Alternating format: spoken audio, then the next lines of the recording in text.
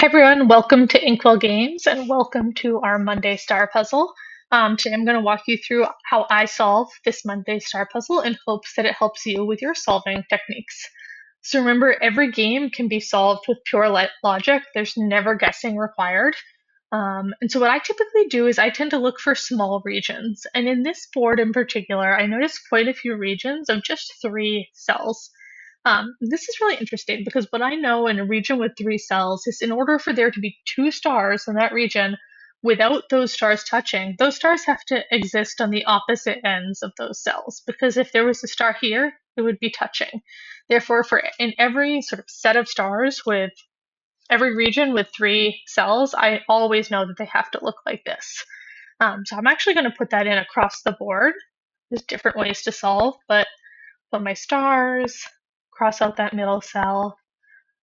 And then the other thing that I know is no stars can touch one another. And so that means up here, I couldn't have a star here. I couldn't have a star here because it diagonally touches. Same here, here, here, here, and here. These all touch this cell. So I can actually go around all of these units, all these regions that I just placed stars, and X out every cell that's touching. Down here, I'll do the same thing. And suddenly this board actually is becoming quite constrained. What looked like we didn't have many options, we now actually have narrowed it down quite a bit. Um, the next thing I do is I also check for any rows or columns where we now have 2 stars because we can only have 2 stars in this row. We already do, so I can cross these out. In this case, down here, this same row already has 2. This row does as well, 1 from 2 of the different regions. Is that it for rows? I think that's it for rows. Now let's look at our columns. This column already has 2 stars. And this column. So the next thing I'm going to look at is, did that help narrow anything down? And it actually did. This large box in the center used to have dozens of cells in it that stars could be, but actually now there's only 2 potential places where we could place a star. So we know that these have to be the 2 spots to place a star in this area, this region. Those are both in the same column, so let's draw the line up and down. Now I'm looking at this region, and again, this region now only has 2 options left. So I'll put a star here, cross out all the cells that are touching it, and the fact that that makes 2 in that row. What about the columns? Yeah, this column has 2 now, so we can cross it out, as does this column.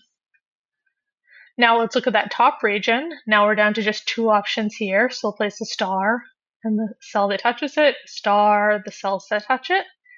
Those are the last 2 for that row. Let's check out these columns. This column is complete now. And now this column is complete. Wow, so we just have a few options left on the regions and the columns on the outside of the board. Let's look at this region here. Again, we only have 2 options left. So 1, 2, and that makes 2 in that column. So let's drop this down. As I look at this row, this is the only available cell for it. So I can put 1 in there. And actually, if I look all the way down to this row, there's no stars in it yet, and there's only 2 cells left. So star there, star there. That finishes out this column. Now let's look at this region. We're down to just 1 other option. That's the second one in this row. Let's see what's left here. Oh, this row already has 2.